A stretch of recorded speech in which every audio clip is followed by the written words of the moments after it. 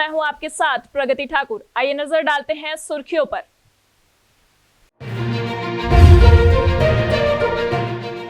दुर्ग जिले में चाय गिरने के विवाद में हुई हत्या।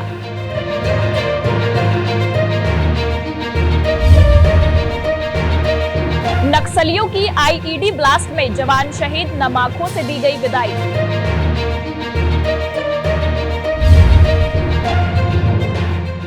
राजनांदगांव में पत्नी का हत्यारा हुआ गिरफ्तार।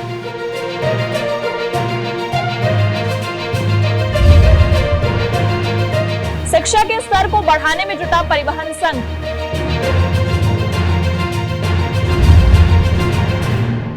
देश भर में चलाया गया स्वच्छता अभियान, जगह जगह हुई सफाई। मुख्यमंत्री के खिलाफ वीडियो हो रहा वायरल, भाजपा ने कराया एफआईआर।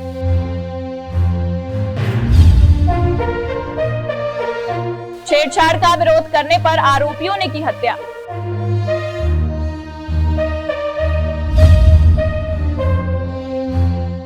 प्रधानमंत्री के आगमन की तैयारी जोरों पर।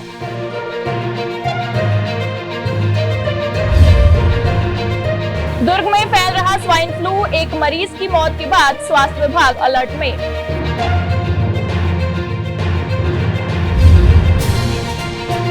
कचरे के ढेर में मासूम का जन्म, चिकित्सा विभाग की बड़ी लापरवाही।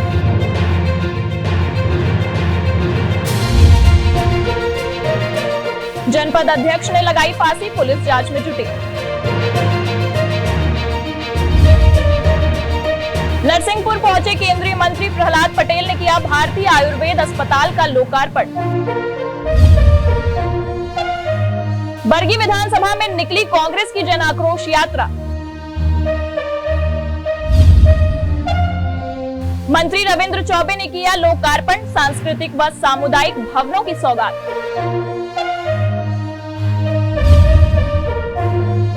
भाजपा ने स्वतंत्र देव सिंह को बनाया चुनाव प्रभारी।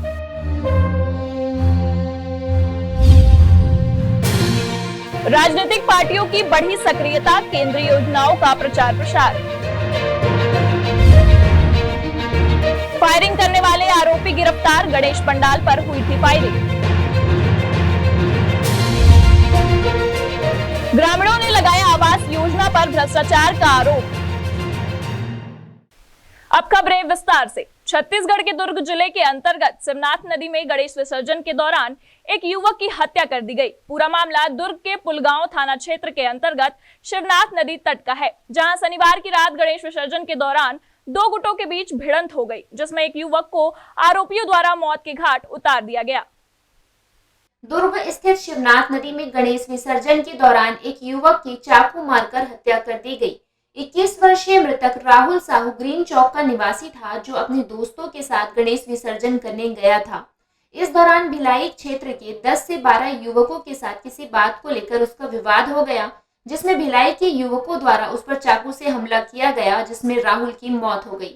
पुलिस प्रशासन के द्वारा वहां किसी प्रकार की व्यवस्था नहीं की गई थी, केवल 2 पुलिसकर्मी मौके पर मौजूद थे, जिसकी वजह से ये बड़ा हादसा हुआ है।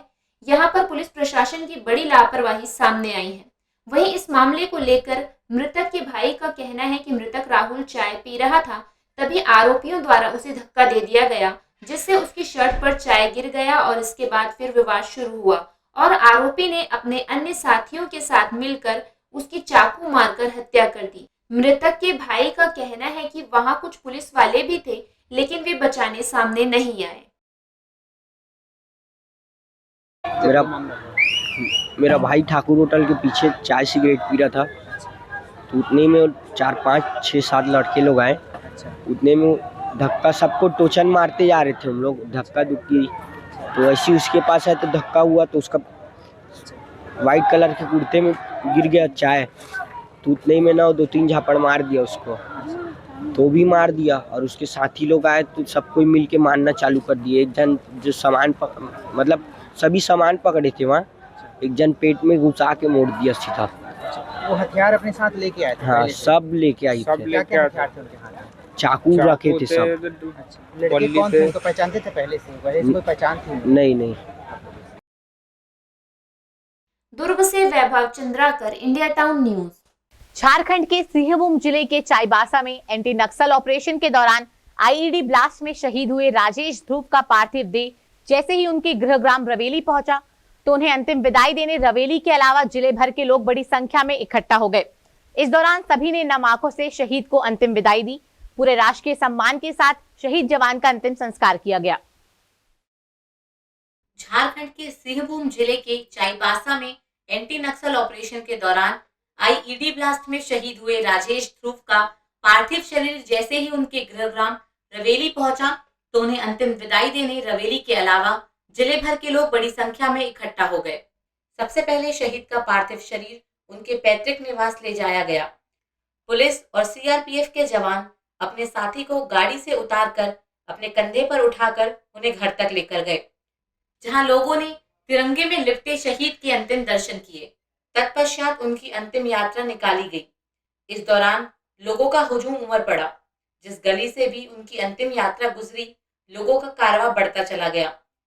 पंचतत्व में विलीन होने से पहले जिला पुलिस और सीआरपीएफ के जवानों ने उन्हें गार्ड ऑफ ऑनर दिया। माहौल उस वक्त और भी गमगीन हो गया जब शहीद की गर्भवती पत्नी ने भी पति की शहादत को सलाम किया।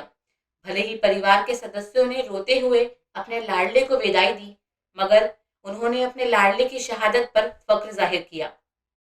वो दिन जब जे दिन ये वारदात हुई तो सवेरे वह 9 बजे के आसपास मतलब वीडियो कॉलिंग करे थी, जैसे ये बताना चाहत रही से कि आज मोला लास्ट बार देख लो। हाँ, एक बाद हमारा उनके मिलन नहीं हो सके ऐसे मोला लगते। दिल में तो बहुत दुख आवे, लेकिन एक हमन इतना प्राउड फील करा था ना अपन आपला हमारे दोस्त की वजह से कि देश के लिए वो शहीद हो है, ऐसे ही नहीं चले गए। देश की रक्षा के लिए तो गए थे, अब शहीद हो गए हैं तो उनके जगह को मैं पूरा करूंगी। रवेली का रहने वाला राजेश कुमार जो था कोबरा के 209 बटालियन में पदस्थ था। उनकी कंपनी, उनकी जो टुकड़ी थी वो नक्सल ऑपरेशंस करने के लिए वो जंगल में गई हुई थी। वे सिंहभूम डिस्ट्रिक्ट था, वहाँ पे नक्सलियों के साथ में इनकाउंटर हुआ, आईडी ब्लास्ट हुआ। हमारा लड़का जो है बहादुरी से लड़ा और उसी आईडी ब्लास्ट में जो है अत्यधिक खून बहने से उसका डेथ हुआ, शहीद हुआ। उनके सम्मान में आप देखेंगे, आप देख ही रहे हैं, हज़ारों की संख्या में भीड़ लगी हुई है और पूरे सम्मान के साथ में आज राजेश कुमार ध्रुव जी का पार्थिव शरीर यहाँ पे पहुँचा और पूरे सम्मान के साथ में यहाँ पे आप देखेंगे पूरे जिलेवासी जो है पहुँच करके उनको सम्मान दिए, श्रद्धांजलि अर्पित किए हैं। गरियाबंद से Neeraj Sharma, India town news. Rajnandgaon जिले के कोतवाली थाना क्षेत्र के अंतर्गत बीते 28 सितंबर को सूचना मिली कि एक महिला ने फांसी लगाकर आत्महत्या कर ली है। सूचना के आधार पर पुलिस मौके पर पहुंची और मामले की जांच शुरू की। पुलिस को मृतका के पोस्टमार्टम रिपोर्ट में ज्ञात हुआ कि मृतका की मौत गला दबाने से हुई है। इसके बाद पुलिस मामले की जांच में जुटी और आरोपी को गिरफ्तार कर लिया है। बीते 28 सितंबर को राजनांदगांव कोतवाली पुलिस को सूचना मिली कि अश्विन मेश्राम और उसकी पत्नी रोशनी मेश्राम 1.5 वर्ष पूर्व राजनांदगांव में आकर मठपारा के घर में किराए पर रह रहे हैं, जहां रोशनी मेश्राम ने फांसी लगाकर आत्महत्या कर ली है। दोनों 1.5 वर्ष पूर्व लव मैरिज किए थे। मामले की सूचना मिलने पर राजनांदगांव कोतवाली पुलिस मौके पर पहुंची और मृतका के शव को पोस्टमार्टम के लिए भिजवाया। पोस्टमार्टम रिपोर्ट में पुलिस को ज्ञात हुआ कि मृतका का गला दबाकर उसकी हत्या की गई है और इस दिशा में पुलिस ने अपनी जांच बढ़ाई। पुलिस ने मृतका के पति से पूछताछ की, जिस पर अश्विन मेश्राम ने हत्या का अपराध कबूल किया है।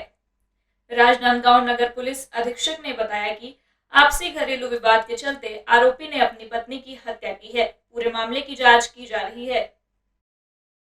दो दिवस पूर्व खेलचंद गजबीए जो कि रोशनी मेश्राम की जीजा हैं और इनके द्वारा थाने में फोन करके सूचना दी गई थी कि मठपारा में रोशनी मेश्राम ने फांसी लगा ली है, जिसकी सूचना उसके पति अश्विन मेश्राम ने दी थी, जिनकी शादी आज से 1.5 वर्ष पूर्व हुई थी और जिस पर कि मर्ग कायम करके इसे विवेचना में लिया गया था और घटनास्थल पर एफएसएल के द्वारा और पुलिस के द्वारा मौके का मुआयना किया गया, जिस पर कि पंचनामा मर्ग कार्रवाई की गई। पोस्टमार्टम के पश्चात में इसमें यह ज्ञात हुआ कि इसकी मृत्यु asphyxia due to the strangulation, गला चुन्नी दबा के मोड़ लगाने से हुई है, जिस पर से कि अपराध 322 पंजीबद्ध किया गया और इसे अभिरक्षा में लेकर पूछताछ करने पे अश्विन मेश्राम ने अपना अपराध कबूल किया है और अपने आपसी वाद विवाद के कारण यह घटना होना इसने बताया है और इसे वर्तमान में आज गिरफ्तार करके न्यायिक रिमांड पे भेजा जा रहा है। इस मामले में पुलिस ने आरोपी को गिरफ्तार कर उसे न्यायालय में पेश किया है, जहां से आरोपी को जेल भेज दिया गया है। Bureau report, India town news.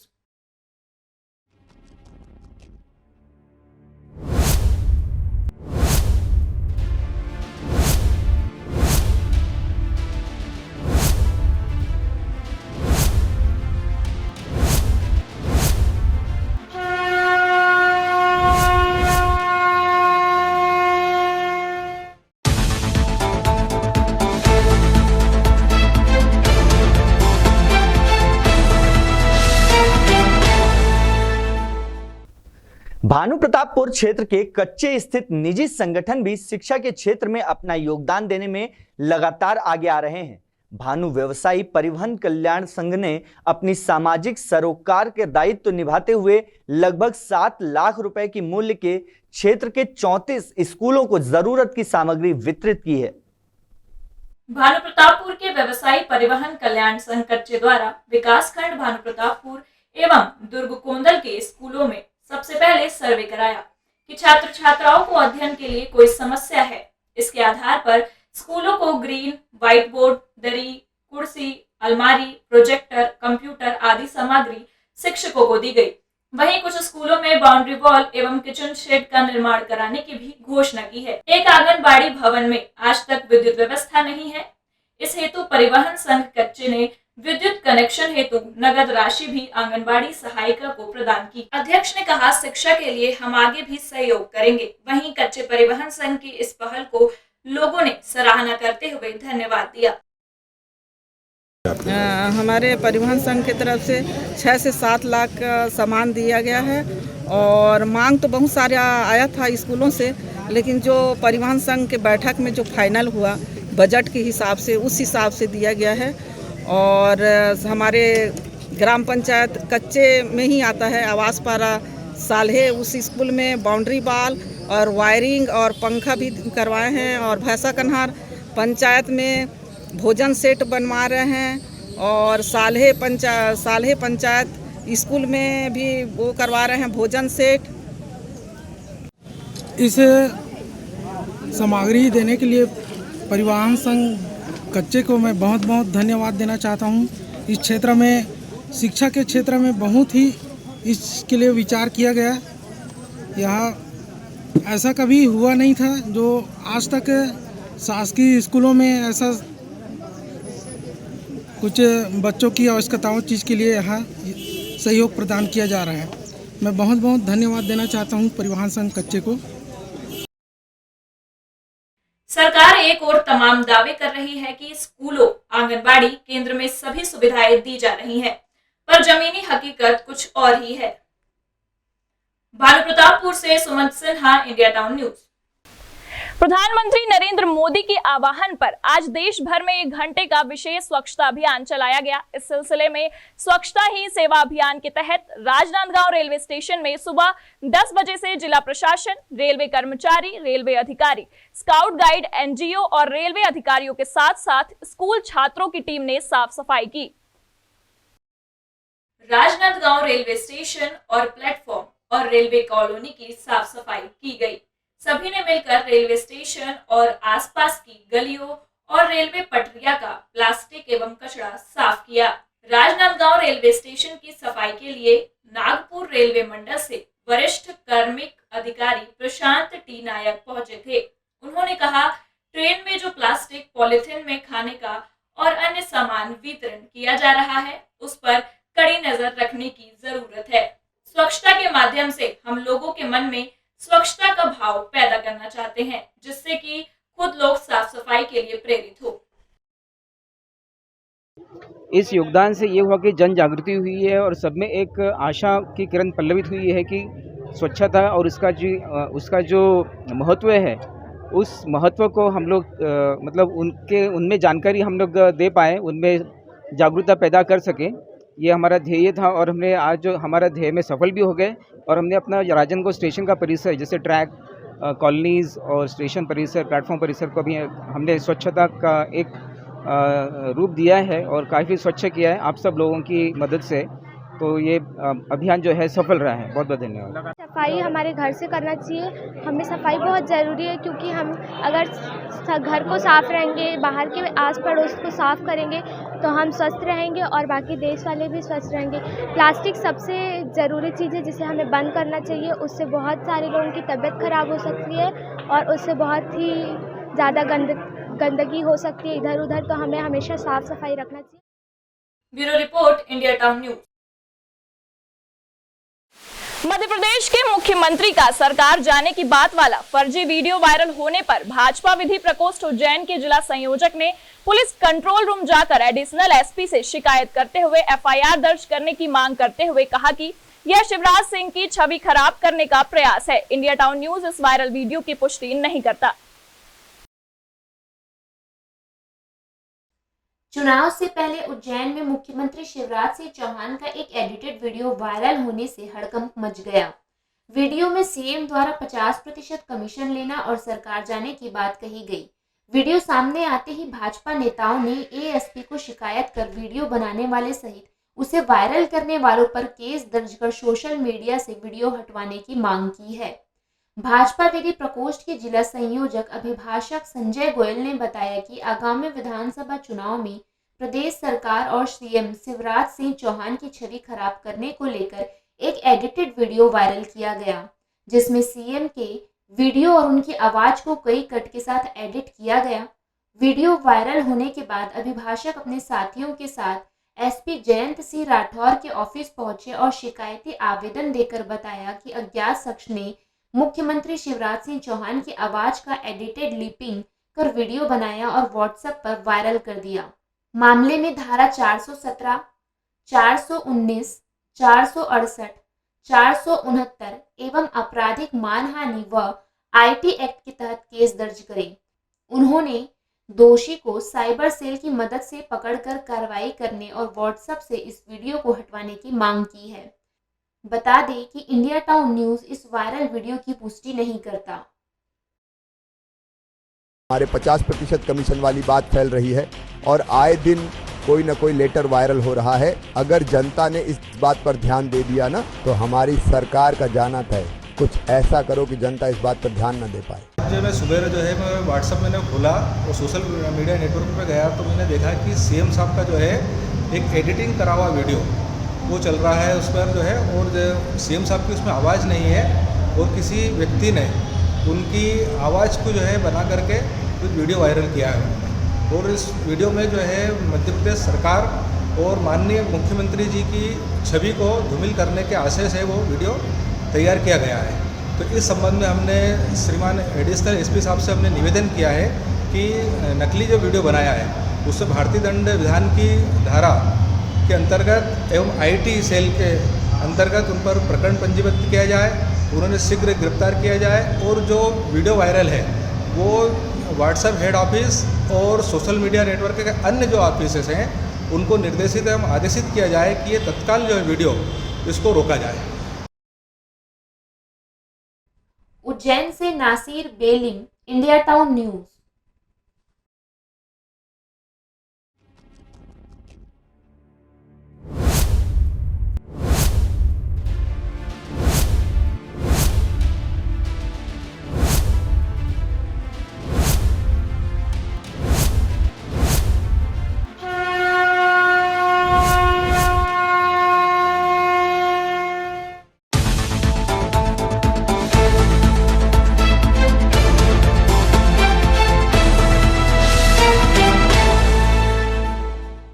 राजधानी भोपाल में पुलिस कमिश्नरी सिस्टम लागू तो हो गया है मगर अपराधों में कोई कमी नहीं आई। इन दिनों बदमाशों के हौसले इतने बुलंद हो गए हैं कि विसर्जन के दौरान बहन और भांजी को खुलेआम छेड़ते नजर आए, जिसका विरोध करने पर बदमाशों ने अमित नामक व्यक्ति का खून कर दिया। पुलिस ने आरोपी विनोद को गिरफ्तार तो कर लिया मगर मामले ने तब और तुल पकड़ लिया जब कांग्रेस के पूर्व केंद्रीय मंत्री सुरेश पचौरी, विधायक आरिफ मसूद, राष्ट्रीय प्रवक्ता रागिनी नायक पीड़ित परिवार से मिलने उनके घर पहुंच गए। मामला राजधानी के मंगलवारा थाने का है, जहां रात्रि में गणेश विसर्जन की झांकियां देखने अमित अपने परिवार संग गया था। तभी वहां नशे की धुत में कुछ लोगों ने अमित की बहन और भांजी के साथ छेड़छाड़ की। अमित ने इसका विरोध किया, तभी आरोपी विनोद ने पत्थर से हमला किया, जिसके बाद अमित की मौके पर ही मौत हो गई। गणेश विसर्जन के वक्त हुई इस घटना से राजनीति में भी उबाल आ गया है। विधायक आरिफ मसूद ने पीड़ित परिवार को सहायता राशि दी। वहीं रागिनी नायक ने शिवराज सरकार को जमकर घेरा। रागिनी नायक ने उज्जैन की नाबालिग बच्ची के साथ हुए बलात्कार का भी जिक्र करते हुए शिवराज सरकार को विफल बताते हुए कहा कि मध्य प्रदेश अपराधों का गढ़ बन गया है। ऐसी सरकार पर जो अपने प्रदेश की महिलाओं की इज्जत और आबरू नहीं बचा सकती। लानत है ऐसी सरकार पर जिसको अपनी बेटियों की, बहनों की आंसुओं का कोई मोल ना हो। और लानत है ऐसी सरकार पर जो एक रोती चित्कार भरती हुई माँ के पास पहुंचकर उसके आंसू न पोंछ सके, उसके जख्मों पर मलहम न लगा सके। आपकी सरकार पर धिक्कार है। और आप जान लीजिएगा कि अगर महिलाएं ठान लेंगी ना शिवराज सिंह जी, तो आपकी सरकार जो है वो उल्टे पांव दौड़ती हुई दिखाई देगी। इसीलिए प्रदेश की महिलाओं के साथ इतना अन्याय मत कीजिए। ये आपको चेतावनी आज मैं देकर जा रही हूँ। जय हिंद। और अपने देश की, अपने प्रदेश की बेटियों के लिए मैं ये जरूर कहना चाहती हूँ कि लड़ रही हैं बेटियाँ और पढ़ रही हैं बेटियाँ, अपना हर वजूद खुद गढ़ रही हैं बेटियाँ। इस अंधेरी रात में जब तलक न भोर हो, दीप बनकर स्वयं जल रही है बेटियां। वो बेटी आज ऊपर बैठी है, आपसे न्याय की गुहार मांग रही है। अगर आपके अंदर लेश मात्र भी शर्म हो तो एक बार उसके पास आइए और पूछिए उसका क्या हाल है। भोपाल से Farhan Khan, India town news. Chhattisgarh प्रदेश में विधानसभा चुनाव के लिए अब कुछ ही समय शेष रह गया है और बस्तर से ही परिवर्तन यात्रा निकालकर भाजपा ने चुनावी शंखनाद की शुरुआत कर दी है। अब बस्तर में फतह हासिल करने के लिए देश के प्रधानमंत्री नरेंद्र मोदी का बस्तर दौरा होने जा रहा है। आगामी 3 अक्टूबर को प्रधानमंत्री नरेंद्र मोदी जगदलपुर पहुंचेंगे और बस्तर वासियों को कई विकास कार्यों की सौगात देंगे। वहीं प्रधानमंत्री के दौरे को लेकर शहर के लालबाग मैदान में तैयारियां तेज कर दी गई हैं और लालबाग मैदान में 2 विशाल मंच बनाया जा रहा है, जहां प्रधानमंत्री नरेंद्र मोदी जनता को संबोधित भी करेंगे। वहीं प्रधानमंत्री के आगमन को लेकर प्रदेश व केंद्र स्तर के नेताओं का 30 सितंबर के बाद जगदलपुर पहुंचने का सिलसिला शुरू हो गया है। इससे पहले भी बस्तर में कई प्रधानमंत्री का दौरा हो चुका है और प्रधानमंत्री नरेंद्र मोदी के बस्तर दौरे को लेकर लोगों में उत्सुकता भी बढ़ गई है। प्रधानमंत्री नरेंद्र मोदी का उद्बोधन सुनने के लिए लाखों की संख्या में लोग लालबाग सभा स्थल पहुंचेंगे। वहीं सभा स्थल की तैयारी को लेकर भाजपा के नेता लगातार लालबाग मैदान में पहुंचकर बन रहे मंच के कामों का निरीक्षण भी कर रहे हैं। बताया जा रहा है कि प्रधानमंत्री नरेंद्र मोदी मंच से नगरनार स्टील प्लांट का लोकार्पण भी कर सकते हैं, जिसे लेकर बस्तर वासियों में काफी उत्सुकता बढ़ गई है। भूमि पर उनका आगमन होगा, उनका अभिनंदन है, स्वागत है। निश्चित तौर पे हम सबके सौभाग्य की बात है, माननीय नरेंद्र मोदी जी ने जब से देश का नेतृत्व संभाला है तब से उन्होंने छत्तीसगढ़ और बस्तर को विशेष तौर पर ध्यान दिया है। 4 बार उनका बस्तर में आगमन हुआ है। आयुष्मान भारत की योजना की शुरुआत यहाँ से हुई है, उज्ज्वला योजना यहाँ पर हमारे लोगों को मिला है। इसके अलावा भी हमारे किसानों का सम्मान निधि है, किसानों का जो वास्तविक मूल्य है, इस सारे चीज़ों को लेकर के जो उन्होंने प्राथमिकता तय की उन्होंने लाभ दिया है, उसको कितनी तादाद में जनसंख्या रही, लाखों की संख्या में हमारे लोग यहाँ पर उपस्थित होंगे और लोग स्वस्फूर्त इस कार्यक्रम में आ रहे हैं। कार्यकर्ताओं को लाने के लिए हम लोगों ने संसाधन की व्यवस्था की है।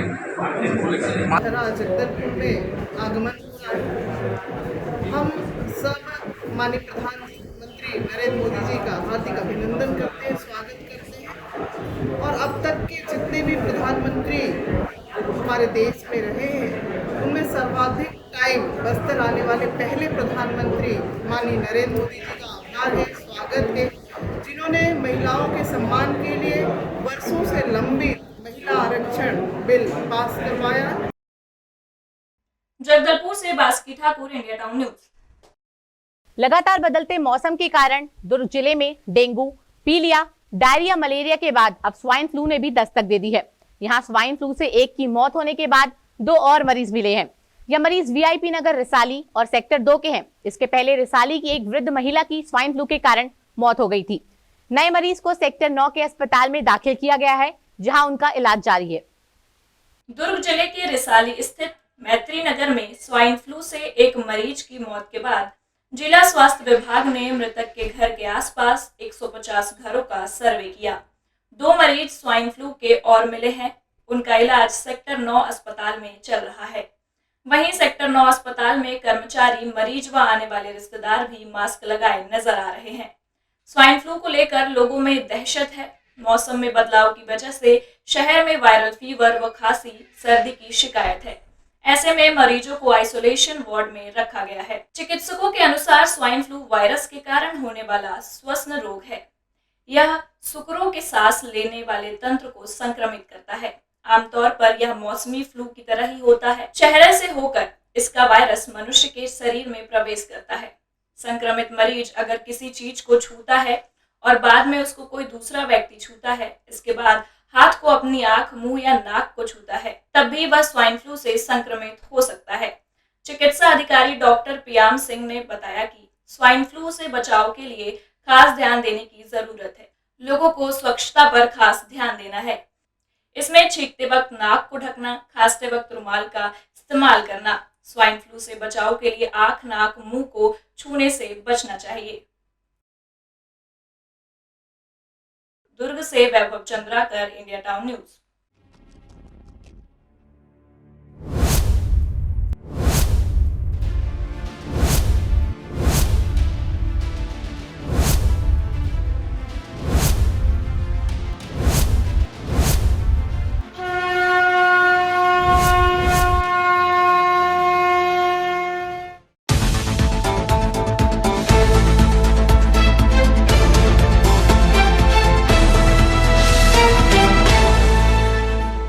सतना जिला अस्पताल में चिकित्सा विभाग की बड़ी लापरवाही तब सामने आई जब एक प्रसूता ने कचरे के ढेर में नवजात शिशु को जन्म दिया।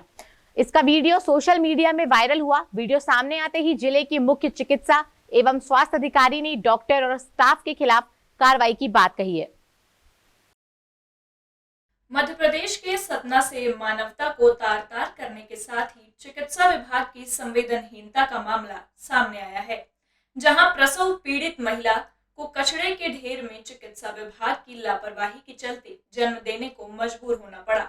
आपको बता दें कि शनिवार की सुबह सतना शहर के जवाहर नगर गली नंबर 5 की निवासी रोशनी कुशवाहा पति नीरज कुशवाहा प्रसव पीड़ा होने पर सतना जिला चिकित्सालय तकरीबन 11 बजे पहुंची।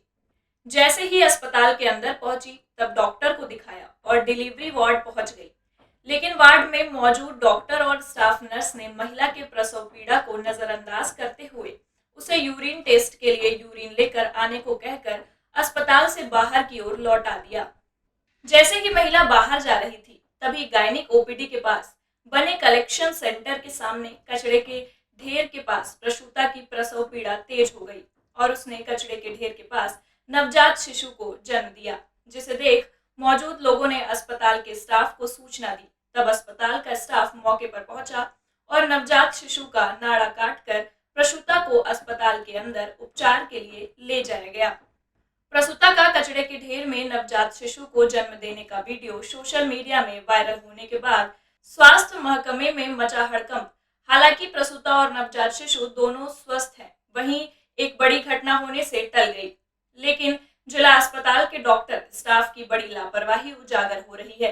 अक्सर जिला अस्पताल के डिलीवरी वार्ड में ऐसी घटनाएं सामने आती रहती हैं, लेकिन जिम्मेदार मौन बैठे हुए हैं।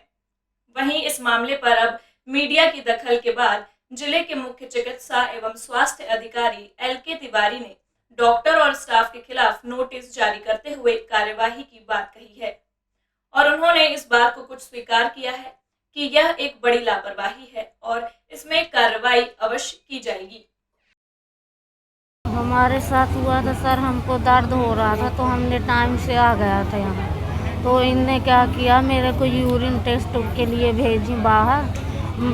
बड़ी बहन थी तो बोली कि हो गया भर्ती कर लीजिए, हम जा रहे हैं तो कराएं। हो गई थी 15 दिन पहले दिखा के गई थी, तो बोली पर्चा दिखाए तो बोली कि जाओ दूसरी जांच करा के लाओ। तो यूरिन टेस्ट के लिए भेजी, ब्लड टेस्ट के लिए, तो मेरा बच्चा वहीं कचड़े में हो गया। हाँ, जिला अस्पताल की वो वायरल वीडियो देखा है। इसको हमने देखा है कि चिकित्सक के द्वारा एक गर्भवती महिला को भर्ती किया गया था लगभग 10:15 बजे, और लगभग 11 बजे करीब उसकी टेस्ट के लिए जाते समय उसकी डिलीवरी हो गई। एक लापरवाही है। इससे संबंधित जो चिकित्सक हैं, डॉक्टर हैं, उनसे हम लिखित में पूछेंगे, और अभी हमने उनके डिपार्टमेंट के जो HOD है डॉक्टर पांडे जी, उनको बोला है कि हमको प्राइमरी इसकी ड्यूटी थी, सबका नाम भेजें, और ये बहुत दुखद है और ये उस पर कार्रवाई गलत किया है। सतना से Pradeep Kashyap, India town news. Burhanpur जिले के खकनार जनपद अध्यक्ष पूजा दादू ने अज्ञात कारणों के चलते अपने गृह ग्राम कारखेड़ा में फांसी लगाकर आत्महत्या कर ली, जिसके शव को शहर के कृष्णा हॉस्पिटल में लाया गया, जहां डॉक्टरों ने उन्हें मृत घोषित कर दिया।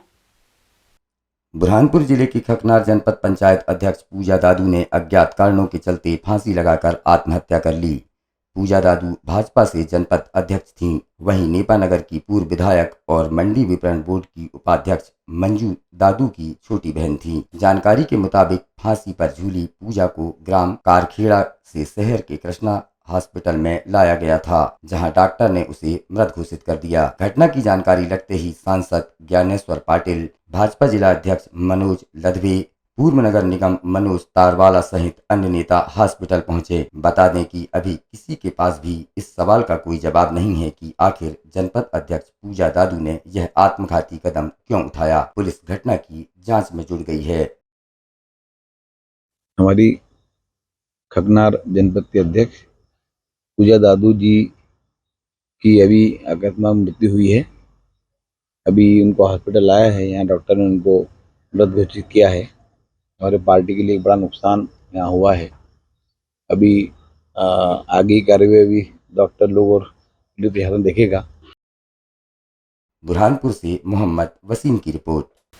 केंद्रीय मंत्री प्रहलाद पटेल अपने प्रवास के दौरान नरसिंहपुर पहुंचे, जहां उन्होंने 50 बिस्तर वाले शासकीय आयुष अस्पताल का लोकार्पण किया। इस दौरान केंद्रीय जल शक्ति एवं खाद्य प्रसंस्करण राज्य मंत्री प्रहलाद पटेल ने आयुर्वेद के महत्व पर चर्चा करते हुए कहा कि प्रधानमंत्री नरेंद्र मोदी की सरकार में भारतीय आयुर्वेद को न केवल राष्ट्रीय स्तर पर बल्कि अंतर्राष्ट्रीय स्तर पर भी बहुत महत्व मिला है।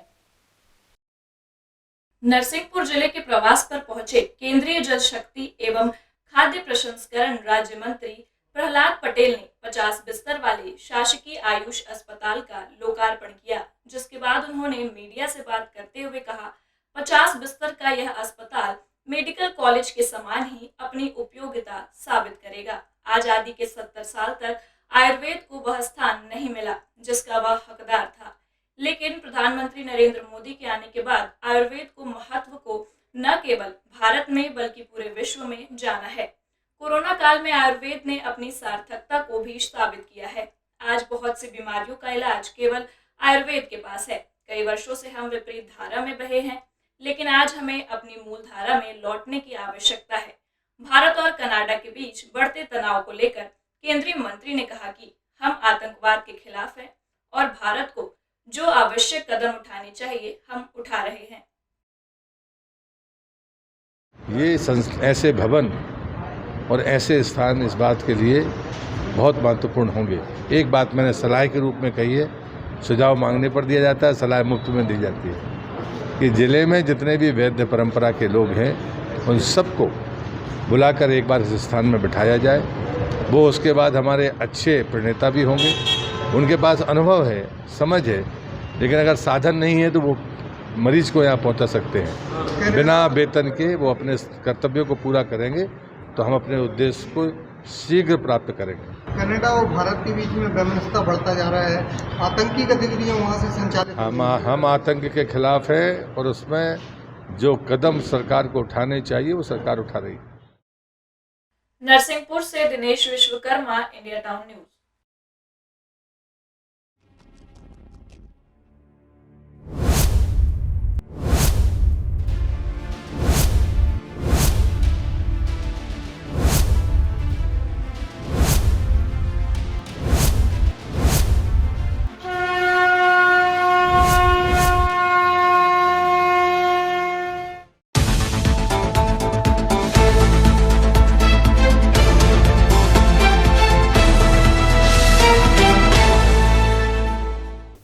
कांग्रेस पार्टी मध्य प्रदेश में जगह जगह जन आक्रोश यात्रा निकालकर जहां प्रदेश की भाजपा सरकार की गलत नीतियों को जनता के सामने लाने का प्रयास कर रही है, वहीं कांग्रेसी नेताओं के निशाने पर भाजपा के प्रत्याशी की हाल ही में जारी की गई वो लिस्ट भी है, जिसे भाजपा ने चुनावी समर में सांसदों से लेकर केंद्रीय मंत्रियों जैसे दिग्गजों को चुनावी समर में उतारा है। मध्य प्रदेश में भाजपा सरकार की गलत नीतियों को घर घर पहुंचाने के लिए प्रदेश के सभी जिलों में निकाली जा रही जन आक्रोश यात्रा शनिवार को बरगी विधानसभा पहुंची। यात्रा अंधमुख बाईपास से शुरू हुई, जिसका नेतृत्व पूर्व नेता प्रतिपक्ष अजय सिंह राहुल एवं प्रदेश कांग्रेस के सह प्रभारी संजय कपूर ने किया। यात्रा के शुभारंभ में सभा को संबोधित करते हुए अजय सिंह राहुल ने कहा कि हार के डर से भाजपा ने आगामी विधानसभा चुनाव के मैदान में केंद्रीय मंत्रियों और सांसदों को प्रत्याशी बनाकर उतारा है।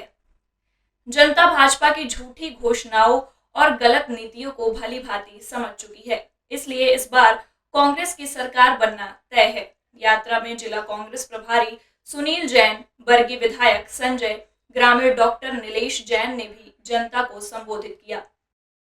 जन आक्रोश यात्रा बेहद सफल है। पूरे मध्य प्रदेश में 7 यात्राएं चल रही हैं, उनमें से एक ये है। और जो रुझान और जो स्वागत, जो भीड़ उमड़ के आ रही है, उससे साफ साबित होता है कि जनता बदलाव चाहती है।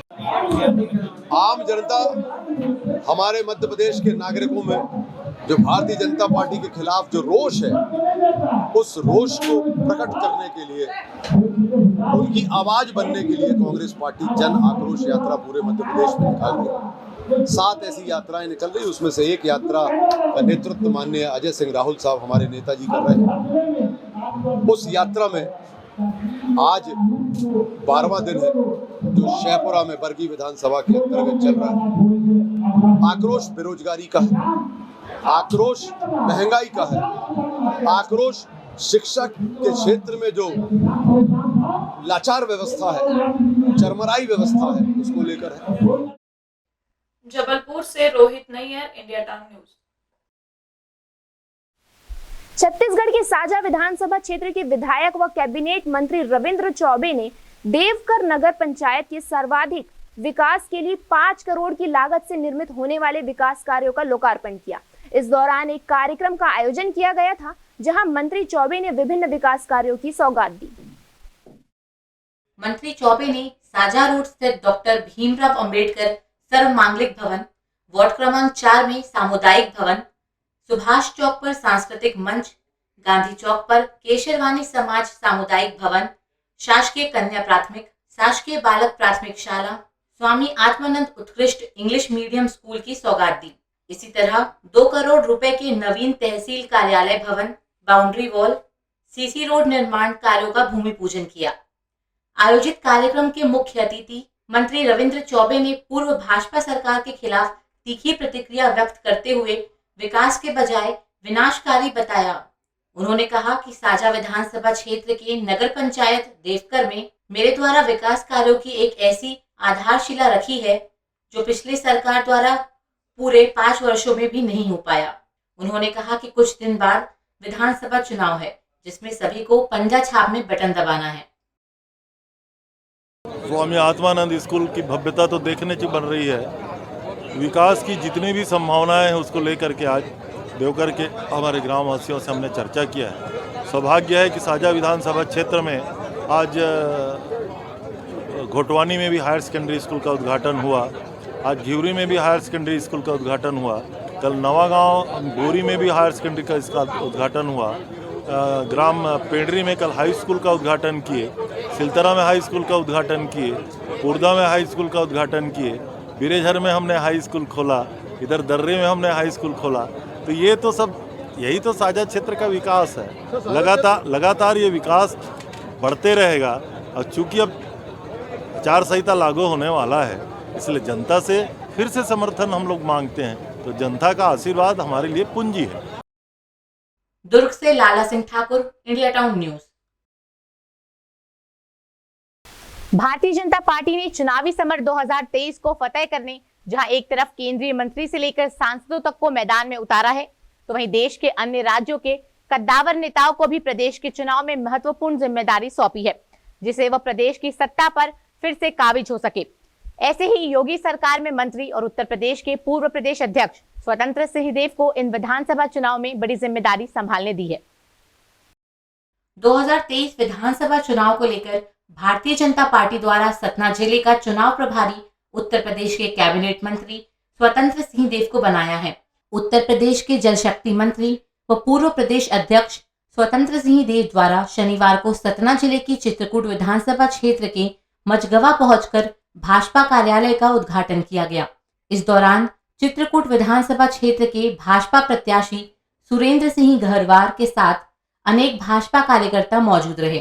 स्वतंत्र सिंहदेव से पूछे जाने पर उन्होंने कहा कि देश में मोदी सरकार के साथ साथ प्रदेश में शिवराज सिंह चौहान की सरकार द्वारा जनता की भलाई के अनेक कार्य किए गए हैं, जिसके चलते पूरे सतना जिले में कमल खिलेगा।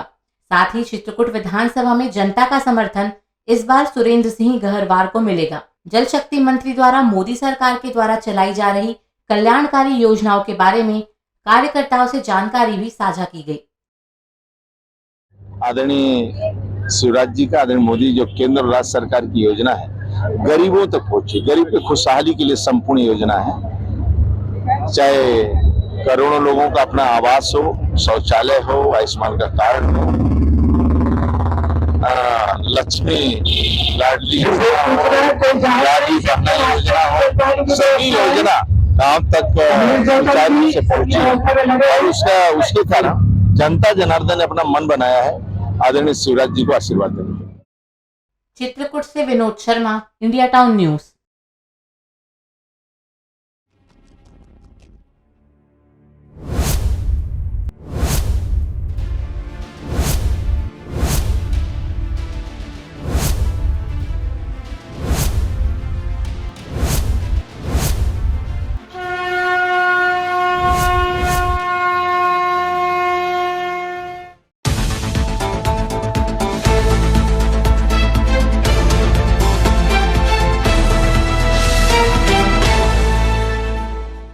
जैसे ही चुनाव नजदीक आ रहा है, राजनीतिक पार्टी अपनी सक्रियता बढ़ा रही है। इसी क्रम में जिला किसान मोर्चा बालोद एवं ग्रामीण भाजपा मंडल द्वारा विभिन्न ग्रामों में पहुंचकर नुक्कड़ सभा का आयोजन किया जा रहा है, जिसमें केंद्र की मोदी सरकार की उपलब्धियों का बखान किया जा रहा है। आगामी विधानसभा चुनाव के मद्देनजर भारतीय जनता पार्टी द्वारा केंद्र सरकार की योजनाओं के प्रचार प्रसार सहित प्रदेश सरकार की विफलताओं को नुक्कड़ नाटक के माध्यम से लोगों तक पहुंचा रहे हैं। इस नुक्कड़ नाटक में अब नई सहबो अब बदल के रहबो का नारा देकर नुक्कड़ सभा आयोजित की जा रही है। सर्वप्रथम नुक्कड़ सभा को जिला भाजपा कार्यालय में जिला अध्यक्ष कृष्णकांत पवार द्वारा हरी झंडी दिखाकर विभिन्न ग्रामों के लिए रवाना किया। साथ ही आगामी विधानसभा चुनाव के तहत सुझाव पेटी प्रदान की गई। किसान मोर्चा जिला अध्यक्ष तोमन साहू के नेतृत्व में निकलने वाली यह यात्रा विधानसभा के प्रत्येक गाँव में जाकर प्रदेश सरकार की विफलताओं का प्रचार प्रसार करेगी। भारतीय जनता पार्टी ग्रामीण मंडल के नेतृत्व में आज नुक्कड़ सभा का आयोजन करके गांव-गांव में जा रहे हैं और इस नुक्कड़ सभा के माध्यम से हम यहां पर नरेंद्र मोदी जी की उपलब्धियां एवं राज्य सरकार की विफलताओं को जन जन को बता रहे हैं। इस नुक्कड़ सभा के माध्यम से हम किसानों तक के इस बात को पहुंचाना चाह रहे हैं कि ये भूपेश बघेल जिस प्रकार से झूठ बोल रहे हैं कि हम धान खरीदी प्रदेश सरकार द्वारा किया जाता है, ये भ्रम फैला रहा है, किसानों को दिग्भ्रमित कर रहे हैं। इसको हम गांव-गांव में जा करके हम बता रहे हैं कि एक धान की खरीदी केंद्र की सरकार नरेंद्र मोदी की सरकार करती है। ये सिर्फ राजीव गांधी न्याय योजना के तहत 600 रुपया किसानों को देती है। इस बात को हम प्रत्येक गांव तक पहुंचाने के लिए ये नुक्कड़ सभा के माध्यम से निकले हुए हैं। बालोद से Khilawan Chandrakar, India town news.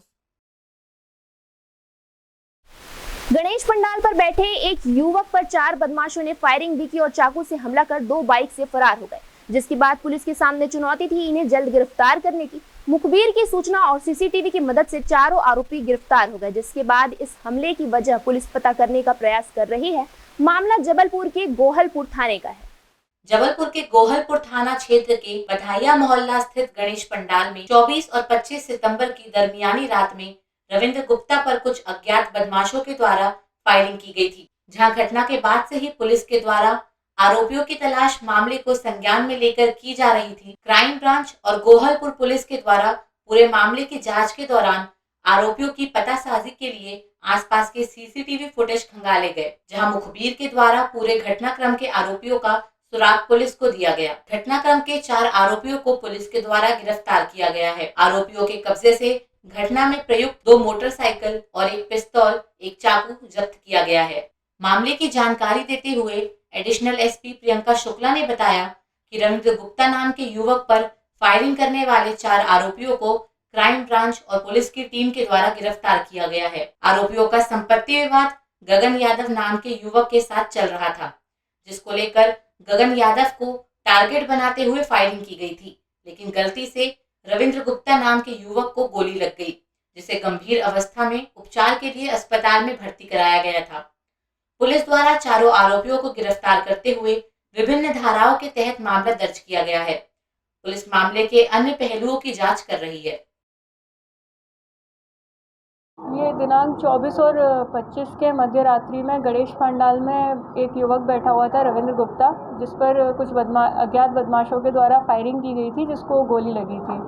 इसमें गोहलपुर पुलिस तथा क्राइम ब्रांच के द्वारा तत्काल आसपास के क्षेत्रों के फुटेज दिखवाए गए और मुखबिर इसमें लगाए गए। इसमें अभी तक 4 लोगों की गिरफ्तारी हो चुकी है, जिसमें बंटू उर्फ सरल मिश्रा है, सत्यम और राजा अहरवार है, और इसमें एक और आरोपी है। तो इसमें अभी तक 4 आरोपियों की गिरफ्तारी हो चुकी है, जिनसे घटना में प्रयुक्त 2 मोटरसाइकिलें और 1 पिस्टल और 2 कारतूस और एक अतिरिक्त चाकू भी बरामद हुआ है, जिसके संदर्भ में भी कार्रवाई की गई है। जबलपुर से Rohit Nayyar, India town news. Chhattisgarh के गरियाबंद के कोपरा पंचायत में आवास घोटाला सामने आया है। हाल ही में कोपरा पंचायत में मुख्यमंत्री ग्रामीण आवास योजना के तहत 44 आवास की मंजूरी मिली थी। सूची सार्वजनिक होने के बाद अब योजना का लाभ कांग्रेसियों को देने का आरोप लग रहा है।